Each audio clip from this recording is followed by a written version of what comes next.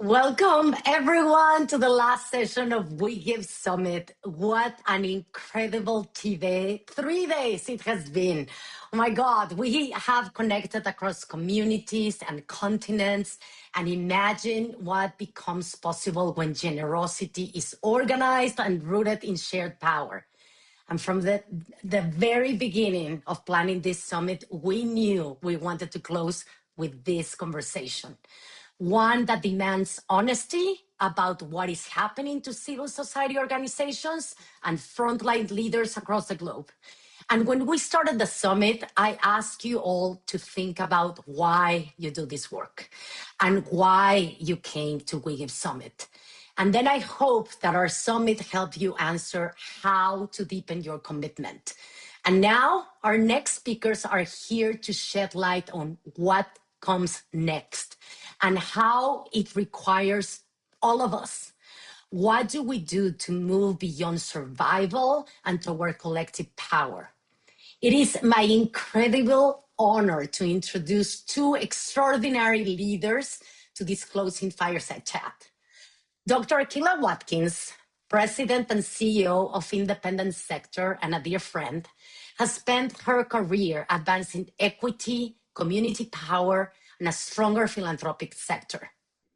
And Diane Yentel, President and CEO of the National Council of Nonprofits, is one of the most powerful voices helping the nonprofit world navigate difficult sector issues with clarity. So please join me in welcome Akilah Watkins and Diane Yentel. Hello, Sarah. Hi. Oh my God. I am so incredibly excited to have you both here. As I said, from the very beginning, then we said, let's organize We Give Summit because we need to do something to support grassroots organizations. We knew we wanted both of you here. So I know this conversation is going to be extremely fluid. I have a few questions, but I want you, because I know you have been in conversations together, to really tell everybody here and our audiences, people that are part of collective giving, nonprofit leaders, foundation staff, philanthropic advisors, what do we do to support the nonprofit sector moving forward? So I just want to start by asking, right now, I think nonprofits are facing an onslaught of threats. So what sets these challenges apart from anything that we have seen before? And I'm just putting it out there for any of you to start with this conversation. You want to jump in, Diane? No, go ahead. Go ahead. You start us off. So I'll say a couple of things. Diane, it's really good to be on this panel with you today. So I will just say, Sarah, thank you for the invitation. This past year has been an incredible challenge for anybody that works in our sector. I know I don't have to say that. I know everybody that's listening, they're feeling and experiencing it. What makes this time very different are a couple of different reasons. One, the president putting out all the executive orders, policy shifts, new political realities. It's like everything all at once everywhere, right? And that's what the political moment feels like.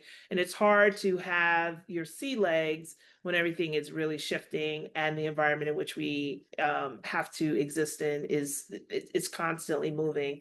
And it has real world consequences when you misstep, right? The other thing is that the Trump administration, they have, weaponized federal funding. And the funding cuts, they're just squeezing nonprofits tremendously. There is not enough dollars out there to fund all the work that nonprofits have been doing, before the federal government and the sector worked hand in hand as partners. And this is one of the unique times in our history where we have seen the federal government weaponize its resources against our sector. And then I will just say that we have traditionally operated in a time where we have been aligned with government at least at some level. And this is one of the times we have to operate where there has been such an adversarial relationship with federal government. And, I'll give you just one example. This whole idea of designating nonprofits as domestic terrorists. Again, that language, very, very incendiary. It's very vague for a reason. And so this is the current political environment we have to all operate within, especially as nonprofits. Yeah, exactly. I fully agree. I think if I think about what's the biggest sort of underlying shift that makes this moment different, it's that the federal government has taken a stance with nonprofits as though we are opponents rather than partners. And I think everything else is really flowing from that stance, and the scale and the scope of the threats and the attacks on nonprofits, and the compounding effect of that, sort of everything everywhere all at once, as Akilah said, is also really unique. Any one of the challenges that nonprofits have been facing over the last year on its own would be significant, right? Whether the cuts to federal funding, nearly 20% decline in federal funding specifically for nonprofit work, or whether the coordinated misinformation campaign about the work of nonprofits, the vilification of the work, the organizations, the leaders, the investigations, the indictments, the policies wrongfully connecting nonprofits to so-called domestic terrorism, all of the sowed fear and confusion as well, right? And many, many more. And any one of these challenges would be really significant for nonprofits, but it's the compounding effect of all of this that's really making this moment unique and making the level of the threats to the sector really historic and existential. Thank you both. And I know, that everything is happening all at once. And what have you been hearing from nonprofits that they need from their philanthropic partners, apart from funding? Because we know funding is key, but beyond funding, what do they need from their philanthropic partners? Diane, do you want to take that first? Sure. I mean, the funding is crucial, so I don't want to underplay that, and I do want to name it, but also to name it in that the scale of the federal government potentially turning its back on funding the work of nonprofits and communities isn't something that can be filled by philanthropy, and philanthropy shouldn't try, because that would be the quickest way to drain resources and harm the community even more. But there are places where funding can be hard to come by, but can support the sector broadly, both infrastructure funding for the organizations that are supporting capacity and organizations broadly, and advocacy, right? If we think about the systemic change that's needed to prevent some of this harm, and allow nonprofits to continue doing their work, if philanthropy is going to try to do more in this moment, and they should, I think funding advocacy, infrastructure, that type of broad work is really important. And then at the same time, foundations hold incredible power and privilege. And with that comes a measure of protection in this moment that nonprofits don't have. And I think it's crucial that foundations use that power and privilege to defend the sector broadly. And that means speaking out about the attacks on nonprofits, not allowing us to be sort of picked off issue by issue or nonprofit by nonprofit, and defending really vocally and powerfully the sector as a sector is really important. And then on the day-to-day relationship with grantees, being flexible, being supportive, being real partners in this work, recognizing the urgency of the moment, recognizing the flexibility that grantees need to be able to meet the moment. So multi-year grants, general operating, reducing, reporting, all of that to allow nonprofits to be able to really focus on the crucial work in this very challenging time is important. Thank you, Diane. Yeah, I just, one, I want to just foot stomp the whole idea of philanthropy supporting nonprofits around advocacy. This is a muscle we have to continue to strengthen, and this is we're in a moment to do that. Encouraging nonprofits to advocate at a local, state, and federal level. We know what the numbers are when nonprofits exist in coalitions. So actually helping nonprofits be able to build and stay in and be part of coalitions is also going to be important. When nonprofits are organizing as solo institutions, it's about 12% we see of nonprofits being able to advocate. When they work in coalition, that number jumps to about 57%. So being able to give nonprofits the spaciousness they need to do the important work of working together, I think that's going to be important.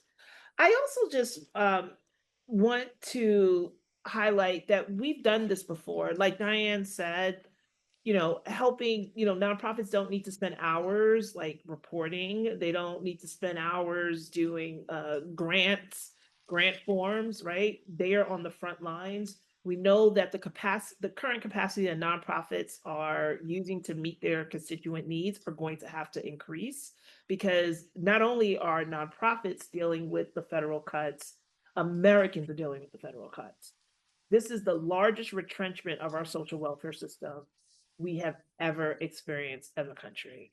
And who sits in the cut and holds Americans when the social safety net has failed? That is us. That is us. So we are going to be working even harder with less resources. And that's the level of reality we need philanthropy to hold right now, as they are asking and pushing nonprofit leaders for administrative duties. And this is the other last thing I will say about this. There's been a lot of conversation around mergers and acquisitions in our, recently, because we don't have the dollars to sustain all of our nonprofit community without federal, inclusion. And while I think we should be looking at mergers and acquisitions as one strategy, it's not a silver bullet. I actually think it'd be great to just start with nonprofits and see how can they better leverage their cost and reduce some of the overhead so they can use as many dollars to put toward their programs working with community, right? Is there a way for nonprofits to come together and share resources, share space, share staffing, and being able to come up with new business models during this time so nonprofits don't have to spend 20, 25, 30% of their budget on overhead, I think could be very, very helpful. Nonprofits need every dime today, and they need every dime going toward helping the communities in which they have committed to serving. So I think philanthropy needs to figure out, how do we help nonprofits do that? Thank you. And I feel that, when you said they need every dime, right? Because we think of philanthropy about the big foundations, as Diane, as you mentioned, right? Like, not even all the philanthropic dollars will make, for the vacuum that the government is leaving. But it requires all of us, right? All of us at all levels of giving. And I was just looking, and I just want to say to the audience, please add all your questions to the Q&A window so we have everything on one place. But somebody was just mentioning in the chat, how do we not let this public crisis go to waste? Meaning, what opportunity does this government pivot away from the sector offer us in the way of future-proofing missions? And I feel that both of you have been touching about, collaborations, sharing resources, advocacy, investing in advocacy. Diane, I wanted to talk a little bit. I heard you speak a few months ago. You were also talking about, the importance of marketing and communications, right? And just that infrastructure of nonprofits, or how we can all get together and behind, fighting this horrible campaign against the nonprofit sector? Yeah, there's a lot there to talk about. I think that that crisis always is a catalyst, right? And crisis needs to be responded to in a defensive way, which we collectively have done, and we've prevented a lot worse harm from happening to the sector and to the communities that we serve.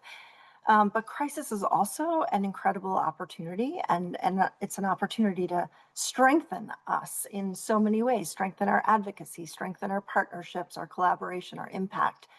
And, from the beginning, we felt that it was really important that we recognize the scale and the scope of these challenges, do what we need to defend the sector, but also, as we're defending, be building new muscles and be making sure and working in a way that we can ensure that we are emerging from this moment not just having survived, but strengthened by it, right? And strengthened not just in spite of, but actually because of the challenges that we're facing and the new ways that we're working. And, when I look at the broader scale of where we are as a sector, individually, nonprofit organizations and communities have been harmed, and there is a lot of repair that needs to happen. Broadly, sector-wide, I think we are strengthened, and we're strengthened because we have been getting better at a shared, powerful narrative to not just defend, but share the proactive, positive story that we have to tell about the nonprofit sector, and strengthened through new unity and new ways of working together in the ways that we've defended the sector. So when I think about kind of what's next in terms of how we continue to catalyze through this crisis, we have a big opportunity, I think, in front of us. Like we most of all have to recognize that the sector is changed, and it's changed permanently, right? And we're not going back to where we were before all of the challenges of the last year. We're not going back to all the challenges that we had during the pandemic. Like, we're not going back to any past date. And also, why would we want to? Because we've never had the fully resourced, resilient, powerful, trusted nonprofit sector that our communities and our country needs. So we have an opportunity now, and we have ideas about how we're gonna utilize this moment and this opportunity to really lean into building this collective power that we have as a sector, this new recognition of this collective power that we have, and to think big and dream big and design together the future that we need, and build the public will, build the political power, build the collective resolve that we need to be able to achieve it and implement it. Thank you, Diane. Akilah, anything that you want to add to that? Or for me, is the perfect segue to move into, political power, talking about political power, right? Like, we're witnessing. Yeah.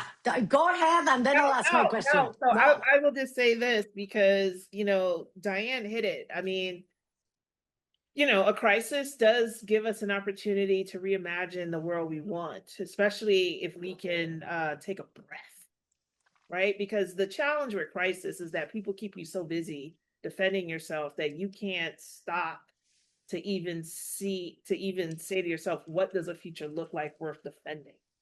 Right. And I think we're in that moment. So I'll say a couple of things. One thing that has fundamentally changed, and Diane hit it right, but she's like, we're not going to go back. Right. We're going forward now. And what has forward produced thus far? So one, in a lot of ways, it helped to strengthen the infrastructure of the charitable nonprofit sector. It has. Our infrastructure organizations, we are working more collaboratively at the CEO level all the way down. That it hasn't been like that in a very, very long time. And the reason why that's important is because when this crisis does calm down,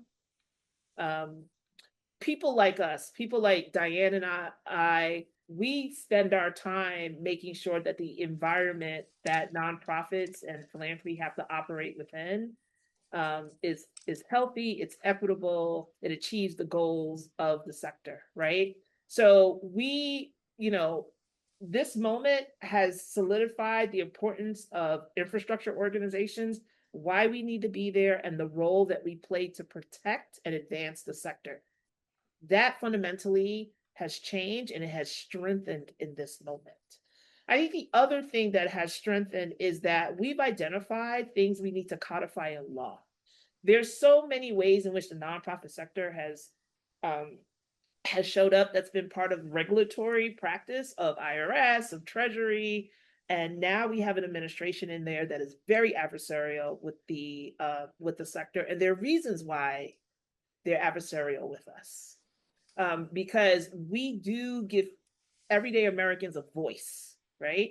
And you can't have a voice in governments that don't want their citizens to vote and have a voice, right? So that's also important to hold.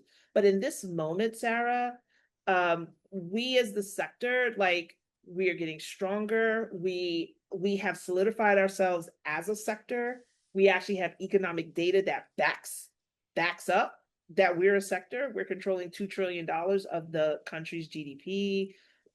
There are close to 14 million Americans that work in our sector. There are certain rules and regs and laws that we should demand and have because of the economic contributions that we make to this country, not just economic, but the social contributions we make to America, right? And so that work has been solidified in this moment, stronger than ever. So that's the other thing. I think the third thing is we have been working, and NCN has been part of this group around sector independence, where we are solidifying our independence as a sector, right? This is a moment where we have to look at our values, and then we have to reaffirm what our values are, because we are having to redefine our new social contract with government moving forward. One now in this moment, but what should it be, right?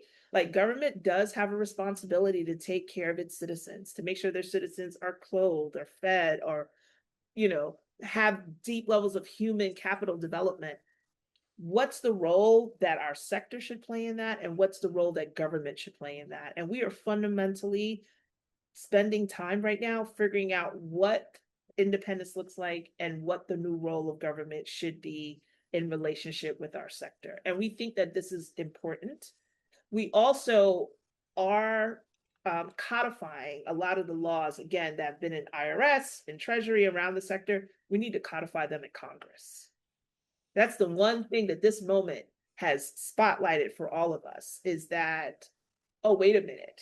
There are things that we got to make sure that next time, doesn't matter who's at 1600 Pennsylvania Avenue, that there is a process in place that is backed up by congressional vote that pertain to our sector. So we're doing a lot more work to codify laws among Congress. So these are just some of the things that are happening now. And I will just say this, last but not least, is we need to think about what the new civic identity of this country needs to be and should be. We're going to make sure that our sector is strong, that they have the tools needed, but we also have a larger question. What does civic participation, what does civic life in America post-COVID, post this administration, what should it be? Because I think we're seeing more and more the important role we play in American life. And that is why we have to have such a strong, robust sector. So those are just some of the things that are shaping, developing in this moment. And it's a hard moment, but I do think these are some of the more important questions we're tackling. And this is just to name a few of them. Thank you. I mean, again, everything all at once. Talking about what you were mentioning, right? Like the roles of the role of nonprofits, the role of the sector in our democracy. I mean, we are witnessing a wave of voter suppression efforts across the country. And what is do nonprofits have a role in defending the right to vote? And if so, what is that role? And this is another question that comes right there, because you were talking about, the strength of the sector at this moment and how we are moving forward. I mean, this year we're celebrating the 250th birthday of the US, right? How are nonprofits reflected in America's history? How can nonprofits help shape the next 250 years? Yeah, Akilah, actually, I'd love for you to go ahead and take that first, because I know you're not led on. It's a big question. It's a big question, but it's one that we talk about a lot. So one of the things that I want to just say on this question, particularly around our 250th anniversary for nonprofits, we are the #1 way in which Americans get to the polls. Okay. When we think about how the vast majority of Americans get registered to vote and actually cast their vote, it doesn't matter who they vote for. We want Americans participating in civic life. And that is an important role that we play, which is why we have been laser focused on looking at where this, SAVE Act that was introduced or the president wants to sign. We've been really monitoring that possible executive order, because it would be very detrimental to the charitable nonprofit sector because of the role we play in voter registration, right? It would, in effect, remove us out of that role. And we think Americans would suffer if nonprofits were not in the position, because we are very trusted by the American public. Every year, we study social trust among the American people. And what we have found is that when we look at the charitable nonprofit sector, 57% of Americans highly trust or trust nonprofits, which is why the role we play in voter registration is so important. So for the next 250 years, we know, I always say this, America belongs to all of us. Mm-hmm. And don't we ever forget it. Our 13.9 million person workforce that gets up every single day and work in their community, America belongs to you too. And we are building a more equitable and just America. And we, 2 weeks ago, we had a huge event where we celebrated service and volunteerism in American life. We had nonprofits from all over the country show up, both virtually and in person. We're encouraging Americans all over this country to celebrate the things that make us special and the part of us that is about helping in mutual aid, right? It's the part of us that's about helping our neighbors, volunteering, showing up at local PTAs and in our communities where we know that our family and friends are suffering. That's what it means to be American. And I don't think we should ever forget that. And I think nonprofits can help create an environment where we can remember our center on that. Yeah, I love that. Thank you, Akilah. And just a couple things that I would want to add around going back for a moment to the threats, and then around nonprofits' role in civil society and in democracy. Just to say that, because I've heard some in the philanthropic world share that they feel like the threats have lessened in this moment. And I just want to really underscore that that's not the case, that they've evolved, they've shifted. And in some ways the threats are quieter, but they're worsening in this moment. And in last year around this time, or earlier than this time, we had Doge, right? So it was loud. It was like shock and awe. It was like move fast and break things, really big, shocking, reckless change. And it's quieted now, but it's less like explosive and expansive, but it's no less harmful. And in many ways it's worsening. And I think things will get worse before they get better. now there are the congressional investigations into nonprofits. There's the hearings, there's the new task forces, there's the investigative committees threatening nonprofits. There are criminal indictments, right? Southern Poverty Law Center is first, but they won't be the last.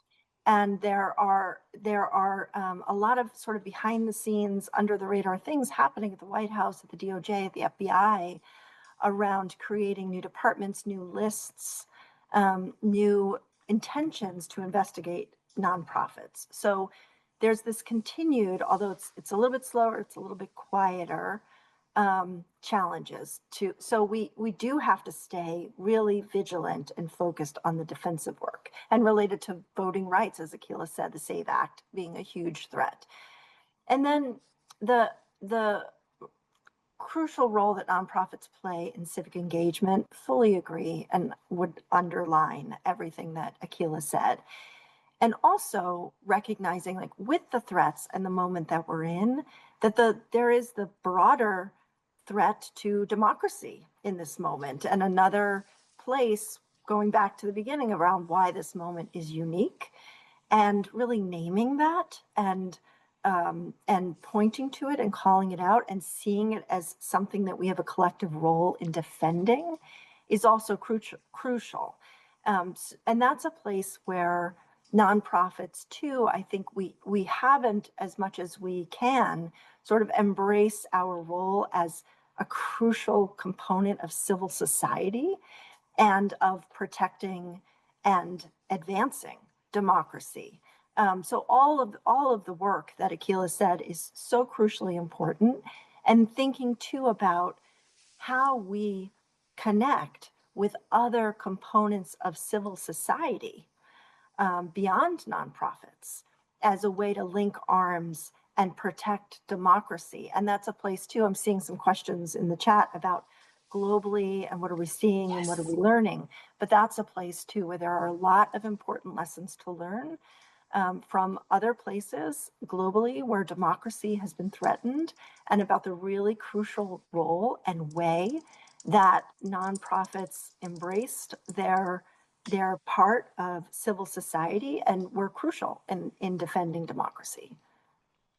Yeah, no, thank you, Diane. And I was going to move us to the Q&A window, because there are so many great questions. And one of those, a couple of those, is about, what is happening globally, right? Like, there's a question from Katie that says, how can we balance between paying attention and leaning into responding to the crisis we face within the US, also recognizing that many of our challenges and opportunities are truly global and require us to work together across borders? A challenge to navigate when the local, national, and global problems and opportunities all are in undivided and full attention and resolve. Any reflections or advice on how to approach this tension and potential? Especially because we have many leaders from outside of the US in the audience. Diane, I invite you to weigh in on this first. Yeah, I mean, I think I was addressing that in my last response. I think the place where there's the clearest need for connection and unity is related to democracy and nonprofits and our role in civil society and protecting it. And that is a place where we've been engaging more globally in a way that we haven't needed to in the same sort of crucial way right now. That we have been creating new partnerships globally to learn lessons about what's worked when democracy has been threatened, and ways that nonprofits were crucial, really crucial components in ensuring that democracy was protected, and then finding ways to expand those partnerships here in the US so we can have similar success. I would just add, I think that is definitely a comprehensive response to it. This is a tough time, and the entire world is recalibrating. And, to Diane's point, we have been doing a lot of learning, especially with countries that have had to go through diminished democracy authoritarian rise so we can learn from them, right? We need to know where we are in this process, what has been done historically that's been helpful. So we have brought in a lot of just really great thinkers and people who have deeply experienced this sort of national transition as a way to learn, so we can begin to build a level of defense. Like, what does this look like? And how can the charitable sector show up and fight back in this moment? So that learning has been happening.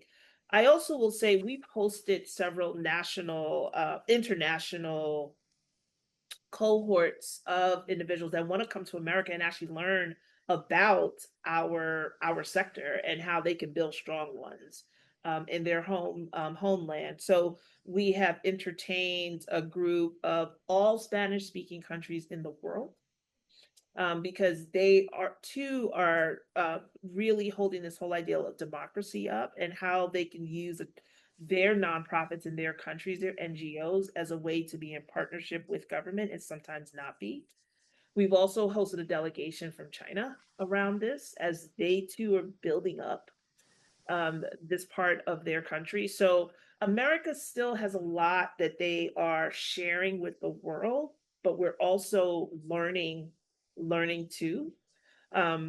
So for the international folks, I think this is a really crucial moment, and America's made a really clear decision that they were going to pull back around a lot of their soft power. And I do think this is an opportunity for international NGOs to figure out, how do we strategically place ourselves across the world to make sure that health outcomes are not sliding back, gender outcomes are not sliding back, democracy and voting, monitoring isn't sliding back, that these are things we all fought for and that they are still important for democracy to flourish.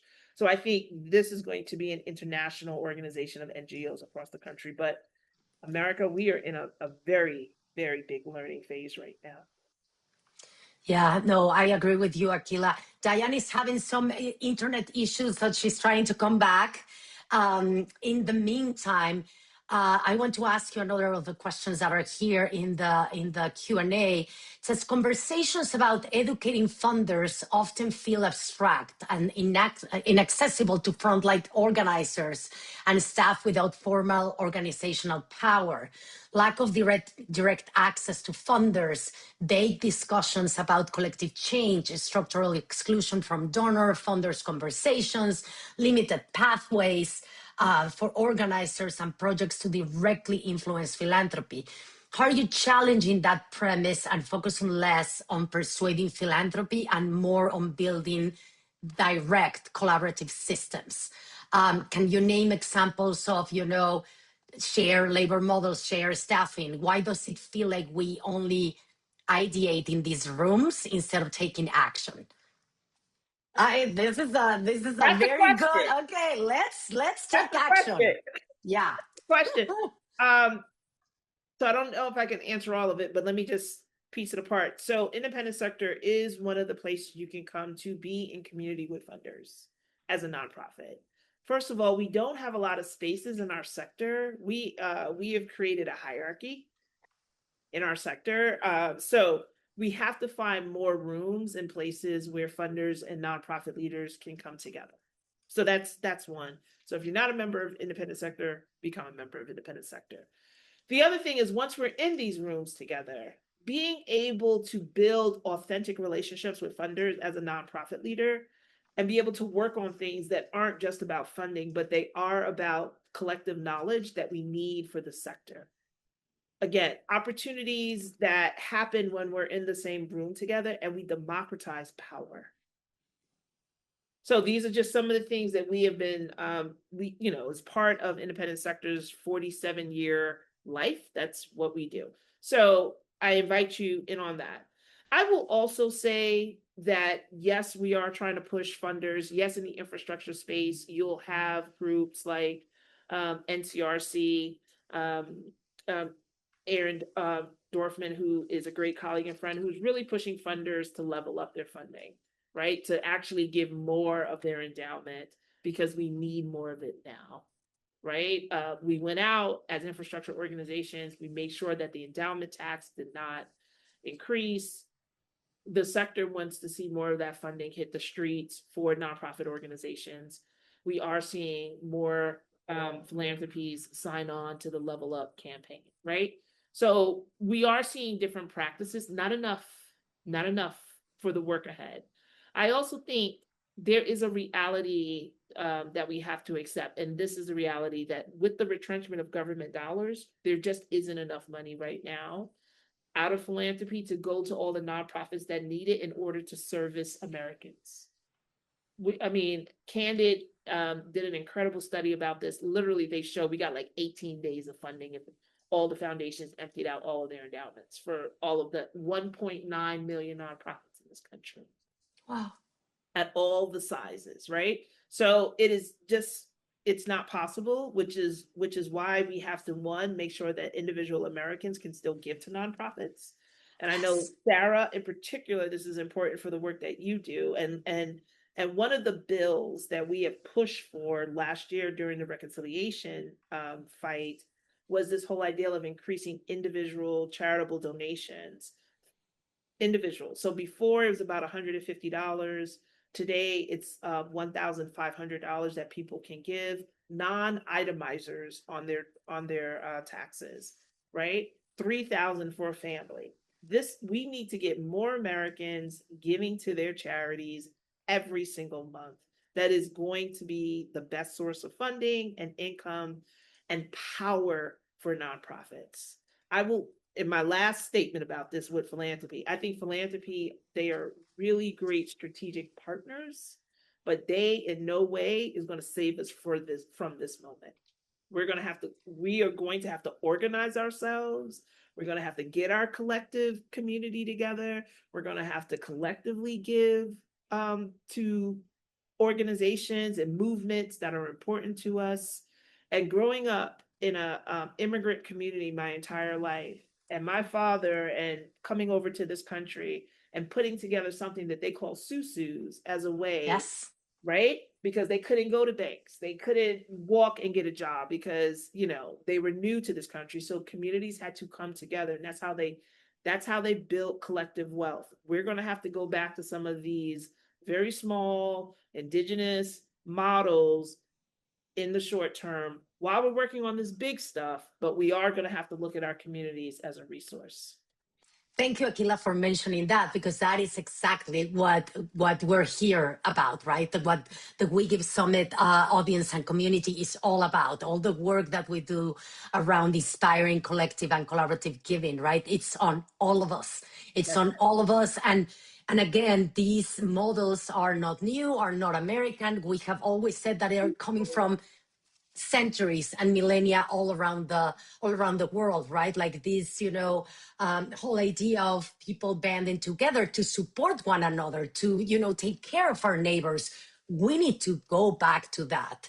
And I feel that especially right now, a lot of people, we have been in several stages when people come at the end and said, I feel overwhelmed, right? I want to do something. Like we saw it in Minneapolis, right? People wanted to do something from outside. Right. And what I said is, do not try to get it right. Just act.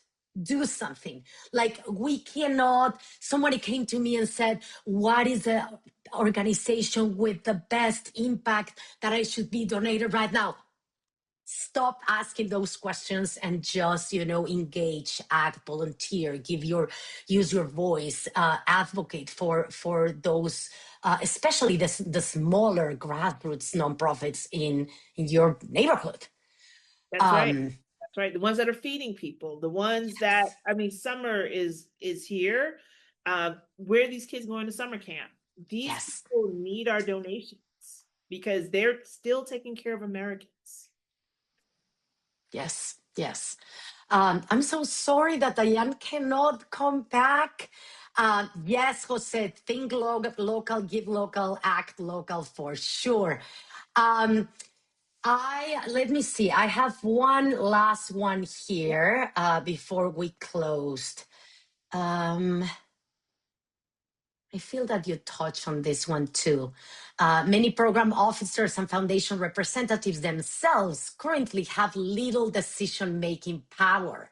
Funders are retracting and consolidating power at executive levels. How are you all at executive levels building mutual aid infrastructure between organizations? Can you name some specific examples? Yeah, so let's talk about some specific examples. So in terms of program officers, let me just take this. The program officers, it depends on the institution, right? There's some program officers that have a lot of power, there's some that don't. But the bottom line is, I am a recovering fundraiser. You got to help them do their job in their Yes. capacity. So at the end of the day, that's what they need. I'll give you some examples of how foundations are funding sort of collective work. I have been a nonprofit leader all my life. So after COVID in particular, this is a post-COVID example. I was a head of a housing organization, a national housing organization, and there were several national housing organizations of roughly maybe $5 to $12 million. We decided a couple things. One, we had funders help us consolidate even our office space. Like, we can share office space. We don't all need to have our own office space and board meeting rooms. That's one thing we did. The other thing we consolidated is we shared staff, right? Like, we actually shared, like a CFO or a chief technology officer. I don't know if we both needed one individually, but we came together. And so those are the type of things I'm talking about. Like, we still get the needs met, but Yes. we share resources. And there are some funders, but these are special funders. We have went to funders, we laid out the cost. We said, hey, we're going to each save 15% on our operating budget if we collaborated. Funders were ecstatic about that we were finding ways to partner. And I will say this, is it hard work to partner? Any partnership in your life is going to push you. And organizational partnerships aren't any different. From the CEO level all the way down, the integration and collaboration has to make sense, and it has to align and be developed, right? And so that's going to be some of the work, and that's the work we want funders to start funding. So talking to your funders and being honest with them about, hey, there are some organizations that are in our space that we think it may be a good idea if we came together and aligned some of our programming. I think funders are going to be open for that. And then being able to give some clear examples like office space, we could share certain staff. Maybe we have a collective conference, which we did, right? We don't each need to have a national conference. Let's come together and share a national conference. We Give Summit. That's right. That's right. And so these are some of the ideas that I've personally done and I've been funded to do. And we had great funders. At this time, it was people like RWJF. There were people like Cerna that funded this work. Citibank at one point was funding this. These were some of the funders that we worked through, but had one-on-one conversations with them. And then last but not least, to Sarah's point, I want to invite you all to our national summit this year. We are in Phoenix, Arizona, in Maricopa County, 2 weeks before midterms. I saw one question there. What do we do as nonprofit leaders for midterms? We register people to vote. We get people out to vote. We are in Phoenix, Arizona in particular, because this is going to be a very watched county. And we want to profile leaders from across the country, but particularly in Phoenix, Arizona, and look at not only civil society in whole, but looking at voting and particularly how various groups in this country are voting and what is motivating them to vote in a particular way. So it's going to be, I'm so excited, and we're launching registration today as we speak. So I invite you all to see you in Phoenix, Arizona, October 13th through the 16th. Thank you, Akilah. And I feel that this conversation again could be, for hours. I'm You and I so can talk, sorry. Sarah, all day and all night. You know that. I know, and that Diane, I'm so sorry she was not able to come back. But I know there are many questions in the Q&A that we didn't get to because this is such an important topic. But I just want to thank you. And Diane, if you are listening to us, thank you both for helping us close We Give Summit. I mean, you really reminded us what comes next. That what comes next cannot be left to chance, right? It has to be built by all of us. I mean, these communities, the answer to the systemic issues we're facing. I mean, across We Give Summit, we have heard again and again that giving together is not just about moving money. It is about moving towards each other in a time when so many forces are trying to pull us apart. That's right. And collective wisdom is what grows this ecosystem of giving together. And when we do so across giving circles, mutual aid networks, women's funds, donors, nonprofits, collaborative funds, it becomes something much bigger than any of us. It becomes a force of equity that is extremely needed. So I just want to thank you and say that to everybody that what an incredible 3 days. These have been more than 1,200 people registered for We Give Summit from over 50 countries. And in doing that, each of you show your belief in this movement. And on behalf of the We Give Summit Steering Committee, and I want to take every single speaker, facilitator, collective conversation host, attendee, sponsor who made this gathering possible. And of course, the learning does not have to stop here. Please stay connected with Philanthropy Together by subscribing to our newsletter and following us on social media at Philanthropy Together. We also want you to stay connected with the speakers and just on all the new friends that you met this week. Follow up with them, send a message, schedule the Zoom, meet in person if you can. These relationships that started here are part of the work. So you'll also be able to access all the recordings from this year's summit in the next 2 days. We also want to hear from you. So today, along with the closing poll that just popped in here, we're going to send a survey about the full summit. Please tell us what moved you, what challenged you, how can we make next year even stronger. And right after this session, we have the last of the last. Join us for our first ever Circle Back. It's going to be a relaxed space to reflect on what we learned over the past 3 days, connect with people you have met along the way. And before we go, the winner of today's raffle is Rene Salgado. Check the chat, you're going to get a message there. And I just want each of you to remember of the privilege to do this work. Each and every one of you in this Zoom has the power to love, to learn, and to live in your communities. And remember to do this work with love, a love that asks us to do more, to ambition, to connect, and to engage with our beloved community. And this work requires all of us, and I cannot wait to see what you do next. So thank you all. See you very soon. See you in the next one. Bye-bye.